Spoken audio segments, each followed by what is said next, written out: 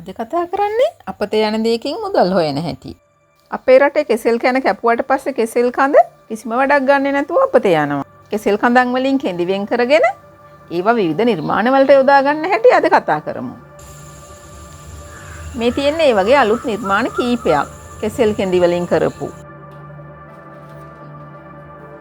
මේ ඔක්කොම ගැන දැනගන්න අපි යමු මගේ channel එකට RN Nature Craft.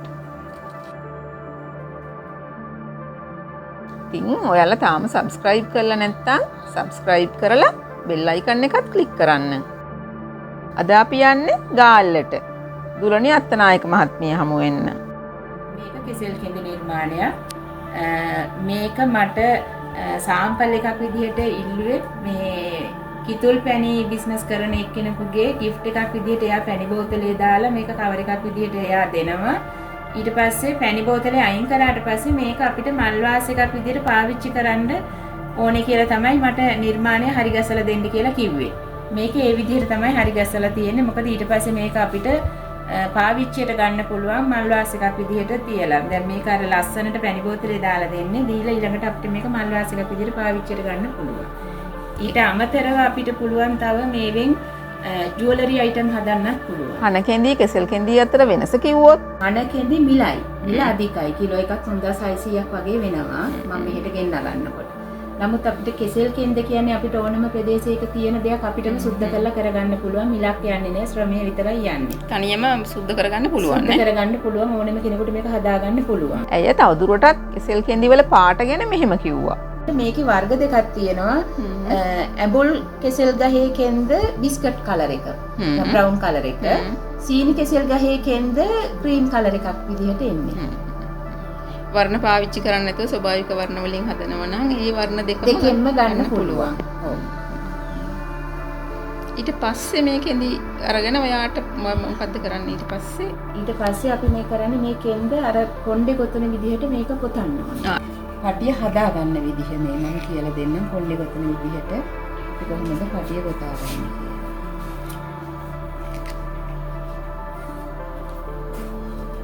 මේ විදිහට ඉස්සෙල්ලා කරන්නේ කොටස් දෙකක් මම හදගන්න. මේ එක දෙක දින තියෙනවා. ඊළඟ වෙලා මේ උඩින් තියාගත්ත කොටස මේ විදිහට නමලා තමයි අපි කොටස් තුන මේ විදිහට හදාගන්නේ. ඒ හදාගෙන ඊට පස්සේ අපිට කොණ්ඩේ ගොතන්න පුරුදු කට්ටියනේ හැමෝම අපි කාන්තාව විදිහට අපි කොණ්ඩේ ගොතන්න දන්නවා. ඒ විදිහට මේ පටිය අපිට තියෙන්නේ ගොතාගෙන යන්න. මෙහෙම ගොතාගෙන යන්න. මේ තියෙන්නේ ඒ වගේ ගොතාගත්ත පටිය. මේ පටිය. මේ තියෙන්නේ ඒ වගේ පාට කරලා අපි හදාගත්ත පටිය. ගොතල අරගෙන අපිට ඕන මේක දැන් අපි මහන නූල අරගෙන ඉදි කට්ටේ මහන්න ගන්න පුළුවන් ඒ පාටටම. එහෙම නැත්නම් දැන් හන කෙලිත් එක්ක මම වැඩ කරන නිසා මම ගොඩක් වෙලාට හන නූල පාවිච්චි කරනවා මහන්න. මේ දෙකේ වෙනස කල්පැවැත්ම කියන්නේ හන කෙන්ද ශක්තිමත් කෙසෙල් කෙන්දට වඩා. කෙසෙල් කෙන්ද ශක්තිමත් මදි. කෙසෙල් කෙන්ද ගන්නකොට ටිකක් මහතට පටිය ගොතලා ගන්න ඕනේ.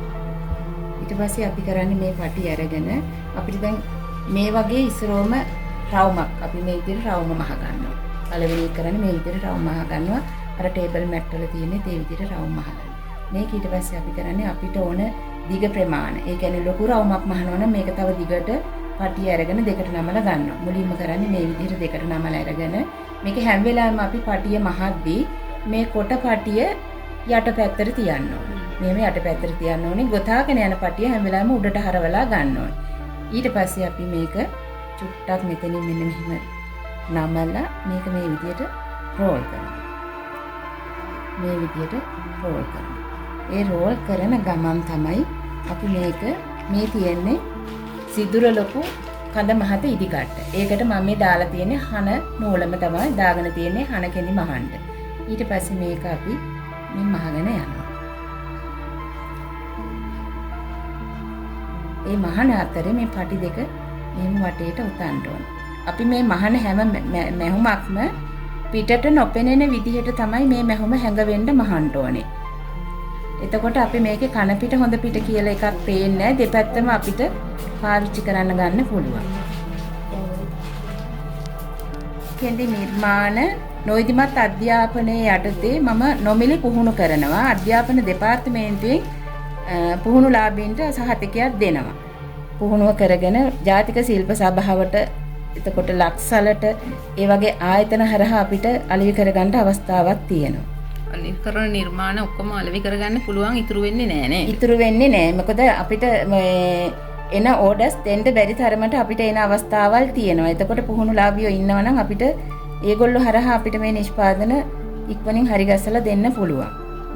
දැන් ගැටලුවක් මතුනොත් කාට හරි ඔබතුමිය සම්බන්ධ කරගන්න පුළුවන්. මාව සම්බන්ධ කරගන්න පුළුවන්. මගේ දුරකථන අංකය 077යි 38යි 18යි 307. මම දුලනී අත්තනායක.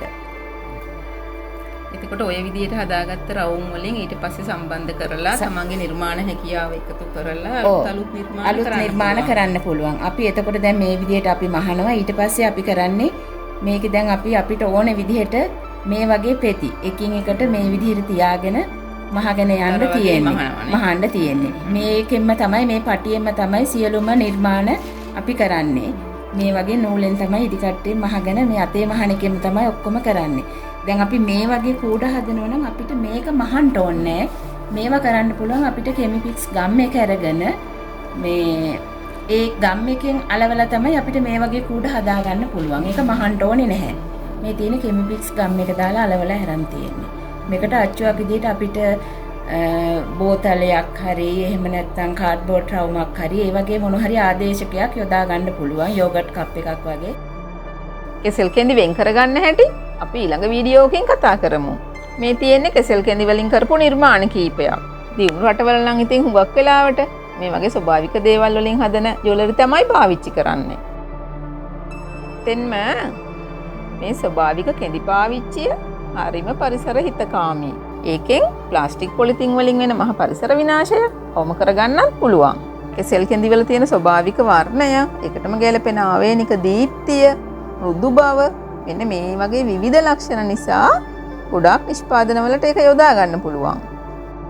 තුලනි මහත්මිය යාගේ ගමන ගැන මෙන්න මෙහෙම පොඩි විස්තරයක් කළා. ජාතික ශිල්ප සභාවෙන් තමයි අපිව දිරිගැන්වුවේ. මගේ ගුරුතුමිය තමයි ශ්‍රියානි සිරිසේන. 2010 වෙනකල්ම මම දිගට ආවට පස්සේ ගාල්ල ප්‍රදේශයේ ජාතික ශිල්ප සභාවට සම්බන්ධ වෙලා එතනින් මම ශිල්ප සභාවේ උපදේශිකාවක් විදිහට අවුරුදු 2ක් මම වැඩ කරා. අපි මිස් වගේම අපි අහන වලට ආදරේ. ඇත්තටම මේක භාවනාවක් වෙනවා. ඊළඟට අපිට නිරෝගීකමට මේක බලපානවා. මම ඒ නිසා ගොඩක් ගෙවල් වල ඉන්න කාන්තාවන්ට කියන්නේ ඔයගොල්ලෝ මේ ගත කරන කාලෙන් ප්‍රයෝජනයක් අරගෙන මේ වගේ නිර්මාණයක යෙදලා තමන්ගේ ජීවිතය සරු කරගන්න ස්වයං රැකියාවක් විදිහට යොදා ගන්න කියන එක ඉල්ලීම මම කරනවා සියලුම කාන්තාවන්ගේ. නවීන තාක්ෂණයත් එකතු කරගෙන අපත යන දේවල් වලින් මෙන්න මේ වගේ කර්මාන්තවලට යොමු වුණොත් රටටත් හොඳයි අපිටත් හොඳයි. ඉතින් අන්තිම වෙනකන් රැඳී හිටියට ස්තුතියි. ආයෙත් හමු වෙමු.